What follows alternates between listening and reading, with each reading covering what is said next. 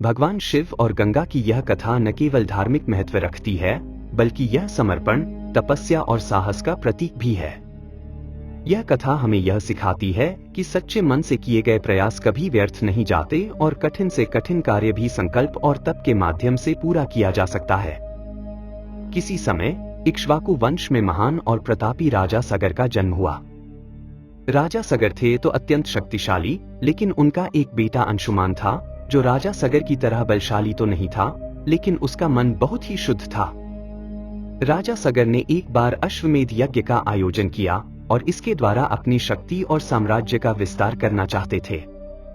अश्वमेध यज्ञ का घोड़ा, जैसा कि यज्ञ की प्रथा होती थी, इंद्र देवता के आदेश पर महर्षि कपिल के आश्रम में बंधा। महर्षि कपिल ध्यान में लीन थे और इंद्र ने यह आदेश दिया था कि यह घोड़ा महर्षि के पास जाकर बंध जाए।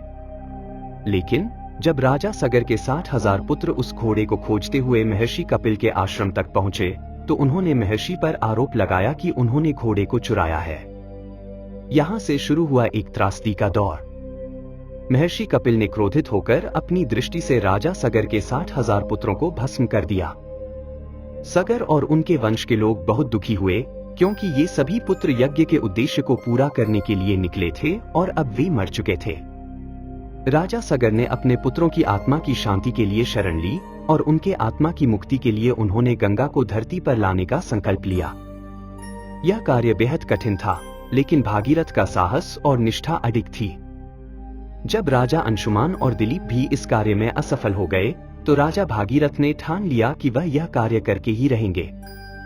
राजा भागीरथ ने भगवान ब्रह्मा से वरदान प्राप्त करने के लिए कठोर तप करना शुरू किया।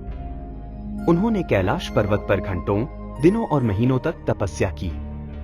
तपस्या के दौरान उन्होंने एक एक क्षण में गंगा को धरती पर लाने का संकल्प लिया, ताकि उनके पूर्वजों की आत्मा को मोक्ष मिल सके। राजा भागीरथ की तपस्या से भगवान ब्रह्मा अत्यंत प्रसन्न हुए और उन्होंने राजा से कहा, भागीरथ, तुम्हारे कठोर तप ने मुझे प्रसन्न किया है, इसलिए मैं तुम्हारी इच्छा पूरी करूंगा। मैं गंगा को धरती पर लाऊंगा, लेकिन यह ध्यान रखना कि गंगा का जल इतना वेगवान होगा कि धरती उसे सहन नहीं कर पाएगी। तुम्हें इसके लिए कुछ उपाय करना होगा। राजा भागीरथ ने विनम्रता से भगवान ब्रह्मा से कहा, हे भगवान, कृपया गंगा को धरती पर लाकर हमारे पूर्वजों को मोक्ष प्रदान करें, भले ही इसके लिए मुझे कोई भी कठिनाई क्यों न उठानी पड़े।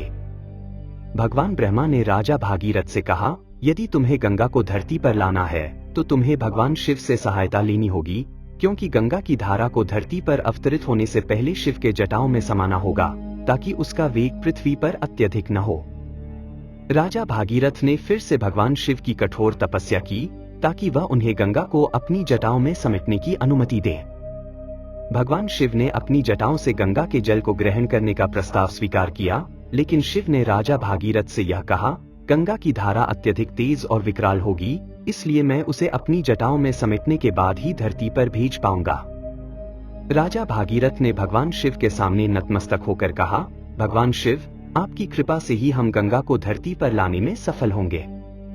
भगवान शिव ने अपनी जटाओं में गंगा की धारा को समेट लिया। भगवान शिव की जटाएं इतनी विशाल और शक्तिशाली थी कि गंगा की धारा के वेग को नियंत्रित करना अत्यंत कठिन था। लेकिन शिव के महान योगबल और तप की शक्ति से गंगा की धारा को धीरे धीरे पृथ्वी पर भेजने का मार्ग खुल गया। जब गंगा की धारा जटाओं से बाहर निकली, तो वह बहुत ही सौम्यता और शांति से भागीरथ के पीछे पीछे चलने लगी। गंगा के जल का हर एक बूंद एक आशीर्वाद बनकर राजा भागीरथ के लिए एक अद्भुत वरदान साबित हो रहा था। गंगा की धारा जब धरती पर आई, तो उसने राजा सगर के 60,000 पुत्रों के भस्म तक पहुंचकर उन्हें मोक्ष प्रदान किया। गंगा का जल धरती पर पहुंचते ही भागीरथ ने सिर झुकाकर आभार व्यक्त किया, क्योंकि उनके पूर्वजों की आत्मा को शांति मिल गई थी। गंगा के धरती पर आने के बाद पवित्र जल का स्थान सभी धार्मिक क्रियाओं में बन गया। राजा भागीरथ की तपस्या ने उसे केवल धार्मिक लाभ ही नहीं दिया, बल्कि गंगा को आज तक हमारे जीवन का हिस्सा बना दिया। लोग आज भी गंगा के जल को अपनी पापों से मुक्ति के लिए इस्तेमाल करते हैं। गंगा की अवतरण कथा ने सिद्ध कर दिया कि कठोर तप, निष्ठा और समर्पण के द्वारा कोई भी कार्य संभव है, चाहे वह कितना भी कठिन क्यों न हो। राजा भागीरथ की कथा हमें यह सिखाती है कि अगर किसी कार्य में पूरी निष्ठा और समर्पण हो, तो कोई भी कार्य असंभव नहीं होता। गंगा का अवतरण सिर्फ एक जलधारा का पृथ्वी पर आगमन नहीं था, बल्कि यह एक धार्मिक, मानसिक और आध्यात्मिक परिवर्तन का प्रतीक था। गंगा का पवित्र जल हमारे जीवन में पवित्रता और मोक्ष का प्रतीक है।